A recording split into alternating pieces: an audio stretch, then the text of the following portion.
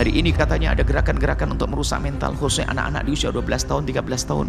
Hati-hati pergaulan anak-anak kecil, karena di usia itulah yang akan dirusak oleh teman-teman saudara-saudara kita yang diuji dengan penyakit ini. Keimanannya kropos, sehingga bagi dia nggak penting ngapain ngurusi begitu, yang penting kesenanganku hari ini, setelah itu ya sudah mati.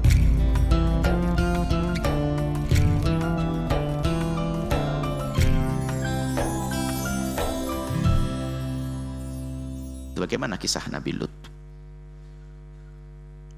Kisah Nabi Lut yang pengikutnya adalah diuji oleh Allah dengan senang dengan sesama dan menjadi tren dalam kehidupan mereka. Dihukum oleh Allah. Semoga Allah memberikan hidayah kepada saudara-saudara kita, bahkan saudari-saudari yang juga punya permasalahan. Ini permasalahan penyakit, sakit yang harus dikasih sayangi. Mental mereka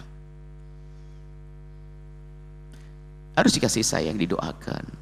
Mungkin pakar-pakar psikolog membantu mereka untuk bisa kembali. Sebenarnya yang menjadikan mudah kembali ada kekuatan iman mereka. Kalau kuat iman mereka semakin kuat, akan mudah. Karena di saat imannya kropos, dia akan melanggar dan akan melakukan. Semakin dia melakukan, semakin jauh dari hidup normal. Kasihan. Sebetulnya kalau kembali kepada keimanan itu kan sama dengan Anda seorang laki-laki normal yang takut kepada Allah. Karena Anda takut kepada Allah, apakah semua perempuan cantik harus Anda gauli? Kan enggak. Kenapa itu tetanggamu yang cantik tidak kamu gauli? Bukan istriku. Kenapa teman kantormu yang cantik tidak kamu gauli? Bukan istriku. Kan begitu. Jadi menjadikan kita tidak menggauli karena haram. Bukan karena Anda tidak syahwat. Gimana tidak syahwat? Wong Anda normal dan dia cantik kok. Apakah kok idahnya setiap yang saya syahwat lalu saya gauli? Kan enggak. Sama. Yang punya permasalahan mental semacam ini sama. Kalau dia takut kepada Allah, itu haram bagiku, akan aku tinggalkan. Tidak akan aku coba. Jadi penyembuhannya adalah kembali kepada keimanan, haram dan dosa besar. Selagi imannya kropos ya makanya, ya coba-coba sehingga semakin jauh dia dari hidup sehat, hidup normal. Sehingga nggak ada beda antara dia laki dengan laki. Sama dengan Anda yang normal dengan seorang perempuan cantik sama. Dia syahwat, kenapa dilarang syahwat saya? Anda pikir saya juga punya syahwat dengan dia, dengan perempuan cantik ini. Dia cantik banget kok, syahwat. Terus kenapa saya tidak melakukan dengan perempuan ini? Karena apa? Dia bukan istri saya, haram buat saya. Lah keharaman itu, rasa takut kepada Allah akan menghentikan kita melakukan sesuatu yang tidak baik. Maka kekuatan iman, makanya kita doakan. Hari ini katanya ada gerakan-gerakan untuk merusak mental, khususnya anak-anak di usia 12 tahun, 13 tahun.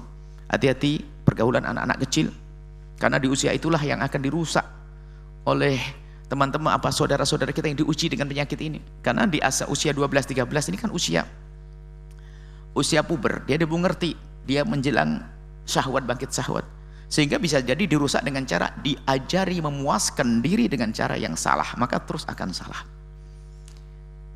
Makanya hati-hati mendidik anak-anak menjelang usia puber itu harus dikumpulkan di tempat yang baik. Kalau tidak, bisa saja tercuri mereka. Karena mohon maaf, dia anak kecil, akal sehatnya belum, akal dewasanya belum ada, yang ada syahwat yang mulai tumbuh, ternyata setelah itu diajari melampiaskan syahwat dengan cara yang salah. Perempuan dengan perempuan, laki dengan laki, dan seterusnya misalnya. Itu akhirnya menjadi salah. Maka apapun bentuknya, yang sudah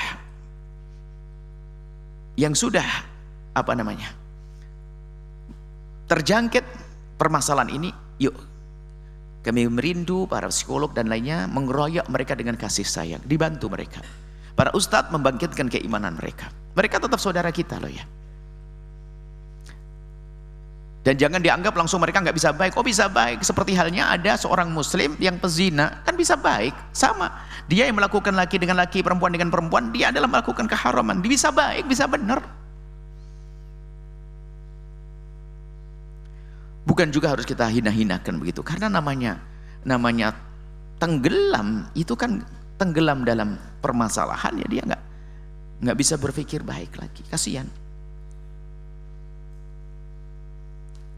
Pada zaman Nabi Lut ada kisah dibalik, dihukum, dan puing-puingnya masih ada, Katanya begitu, bisa dilihat waktu itu. Kisah kaum wilayah atau yang disebut dari kaum Nabi Lut ini. Afalam yakunu yarawnaha, apakah mereka tidak melihat? Melihat, mereka melihat, tahu ini kaum Lut. Dulu kaum Lut melihat. Akan tapi begitulah, ditutup hatinya. Pikirannya bisa nginget karena pernah membaca kisah, tapi tidak pernah belajar, hatinya tidak pernah menyadari. Bal kanu la yarjuna nusyura. Permasalahannya kenapa orang yang susah mengambil pelajaran itu, karena apa? Harapannya sudah terputus untuk bahagia di akhirat. La yarjuna, mereka tidak mengharapkan nusyura itu dibangkitkan. Maksudnya apa? Keimanannya kropos. Sehingga bagi dia nggak penting, ngapain ngurusi begitu. Yang penting kesenanganku hari ini, setelah itu ya sudah mati.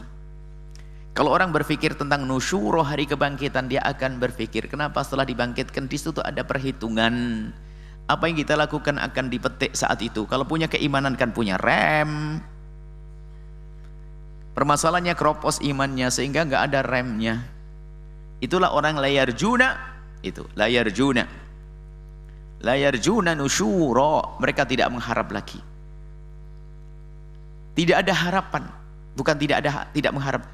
Memang mereka tidak berharap ada kehidupan yang enak setelah dibangkitkan, nggak ada. Kenapa nggak meyakini kok? Makanya yang beriman sebetulnya mudah. Kalau ingin mengembalikan mereka dalam hidup normal, ingatkan bahasanya engkau akan mati wahai saudaraku. Dan jangan anggap tidak ada yang bisa benar. Bukan, ada suatu ketika orang datang kepada kami, ingatkan kepada saudara-saudari yang diuji oleh Allah dengan permasalahan mental semacam ini. Ada datang kepada kami seorang laki-laki yang Masya Allah, kelihatannya gagah, akan tapi dia tidak senang kecuali sesama. Tapi dia menangis. Saya itu gemetaran kalau lihat laki-laki. Gemetaran. Lihat perempuan. Sebaliknya ada seorang perempuan datang. Nggak ngira kalau dia punya permasalahan. Cantiknya nggak kira-kira, ibaratnya cantik sekali. Dan dia ingin berobat, nangis dia. Saya kalau dengan perempuan saya gemetaran. Tapi dengan laki-laki enggak. Dia nikah 4 kali tidak pernah. Dicoba nikah paksa enggak. Ada punya permasalahan dalam dirinya. Harus ditolong. Lalu bagaimana? Ya ada rasa takut kepada Allah supaya tidak mendekat yang haram. Sebab yang namanya syahwat itu akan berkala, akan tumbuh, akan tumbuh, akan tumbuh. Yang semula normal pun bisa saja dirusak perlahan menjadi tidak normal.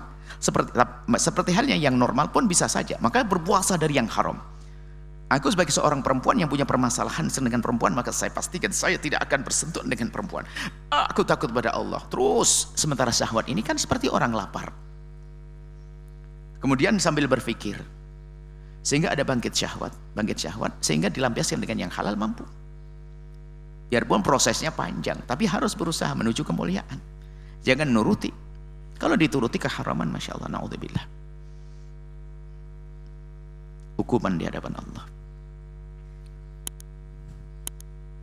Sampai di sini insya Allah, semoga Allah menjadikan kita orang-orang cerdas yang mudah ngambil pelajaran untuk menjadi orang yang sukses, menjadi orang yang baik, menjadi orang yang selamat dunia dan akhirat. Allah alam bisawab.